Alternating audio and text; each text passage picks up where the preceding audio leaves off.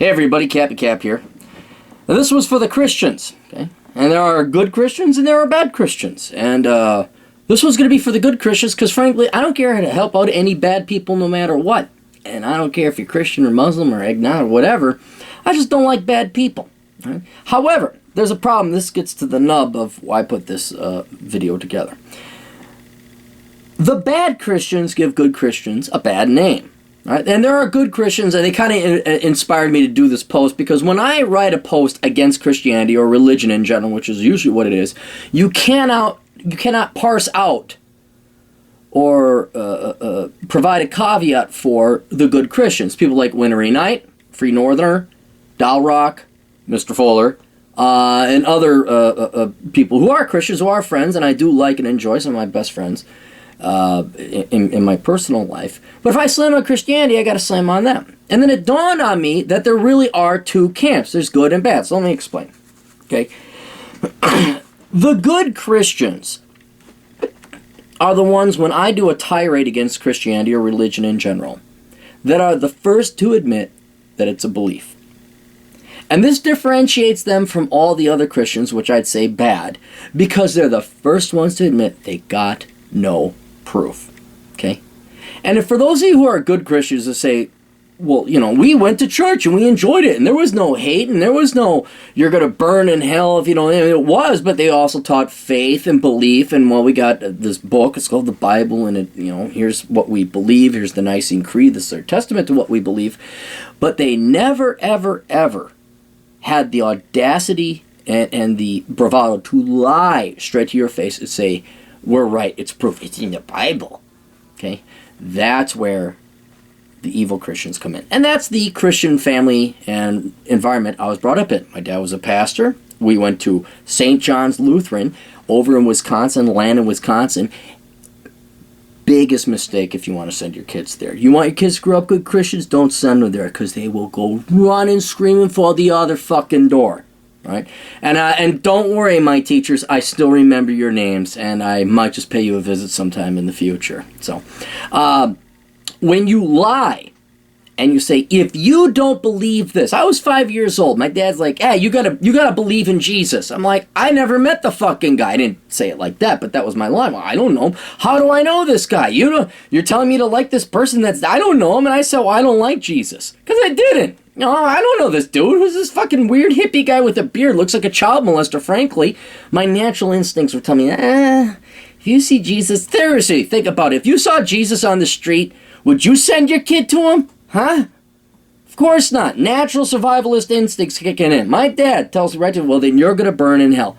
Fuck you! Now, you're telling 5-year-old, 4 maybe even then, 4-year-old kids that. You send them to a school where these manipulative, if you got people under that much control, thinking like, you know, you got to follow Jesus, otherwise you're going to, if you have people living in fear, you can abuse them like no tomorrow, which is why I call it the concentration camp, not to slam on our Jewish brothers and sisters who did indeed, you know, suffer much more than I did at this school. Still, it's one of truth or lies. The good Christians tell you the truth. You know what? Yeah, you know, coming up frankly, directly, like Dennis Prager said, we ain't got no proof. It's belief. It's faith. And we'd really like you to join, and maybe you'd sit in some Bible study, and you could see our perspective, and we're not going to force you. The bad Christians, you'll burn! You'll burn! And they're just not fun. They don't like sex. It's you're only supposed to have sex for, like, you know, breeding more Christians, and dancing is wrong and evil. Really, Wisconsin Synod, you can't dance. Wisconsin Synod, women are allowed on the board, which I'm not necessarily against if you've done that, the tradition, the entire way, and you aren't moving that towards feminism. But that and aside, one's telling the truth, one is lying. Now, what this also explains, I'm trying to explain this to my good Christian friends, or just the good Christians out there, is why it seems agnostics and atheists hate you so much. And I think you have to differentiate between, again, the good and the bad Christians. The good Christians, they don't really hate you because you've never shoved it down your throat. If you see an atheist, they started out probably under the thumb of some tyrannical Nazi uber-Christian family or a pastor, and they go running the other fucking direction because in the end, no matter what God says and what the Bible says, biology and human logic will override over the course of time.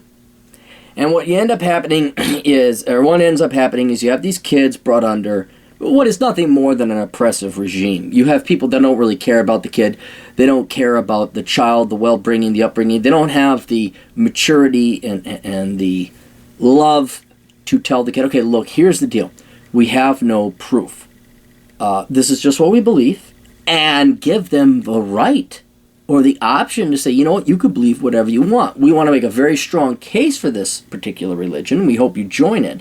But this is your life. You do it. We just really would like, we believe that this is what's going to happen. They don't do that. And the reason is because I don't think deep down inside the bad Christians even believe their own bullshit. It's a cult. It's a club. It's a money-making operation. It's a power trip. That's what it is. And when they have a newborn child come in, that kid has to be part of the Borg, has to be part of the collective. Because they don't really care about the kid. It's not about the kid. It's not about genuinely bringing the kid towards salvation. It's about keeping them within that cult. Now, these kids, they grow up. And they get brains. And they start seeing whatever bullshit the Nazi Christians were telling them not pan out in the real world. Matter of fact, they're so abused that they start seeing other you don't have to be Christian, just good Christians, seculars, Jews, Catholics, Muslims, whatever, having a better time. They're like, hey, why are their parents not beating them senselessly all the time because they didn't wash the dishes the right way or stack up what? Does Jesus want us to stack and fold our clothes the certain way? Why? Muhammad does it. Matter of fact, some of those Muslims actually seem peaceful compared to you. Right? And then they put two and two together and they realize bad Christianity, or religion in general, I'd have to say, for what it is. Bullshit. A means of governance. And this is, again, my agnostic secular view, I understand, for my good Christian friends. I'm just saying, they will wake up. And not only will they wake up, they'll say, you motherfucking assholes. You ruined my goddamn childhood. And not only that, Lord knows how much you impaired the rest of my life feeding me bullshit. So the decisions that I made, investment decisions, long-term planning decisions that I made when younger that were based in your fucking Nazi Christian poppycock is now going to be not bearing fruit down the road. I think some divorced Christian men can appreciate this aspect.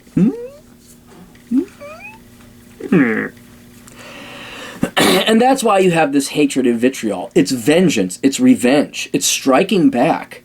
So this is where, I'm just trying to explain why atheists seem to be so angry. Why agnostics seem like, on the face of it, if you're agnostic or you're atheist, it's like saying this is Scope mouthwash. Well, it's Scope mouthwash. There's really nothing to have an opinion about. It says, I don't believe. So you think that'd be the end of it. But where they constantly feel that they got to make the Christians, in general, their whipping boy, it's vengeance, it's revenge, it's getting back at the people that lied to them about the real world. Now, the problem is that I don't think the atheists have this reformation that I'm kind of requesting the bad Christians have become like the good Christians. I don't think atheists have that reformation. I don't think they live long enough to get to that point and say, you know what?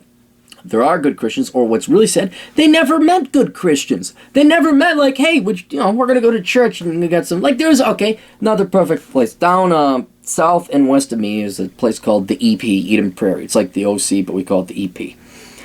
And there's Grace Lutheran Church? A guy invited me from Dan and said, hey, do you want to go play basketball? Yeah, sure, I'll go play basketball. And it was at a church.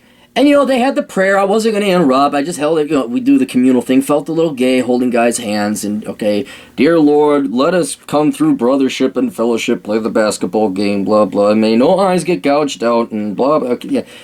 Just shut up, be thankful. And they were friendly, very nice people. The jiu-jitsu thing when I was out in Wyoming. Guy who was the jiu-jitsu, dude, he was a cool guy. You want to talk about an interesting fellow.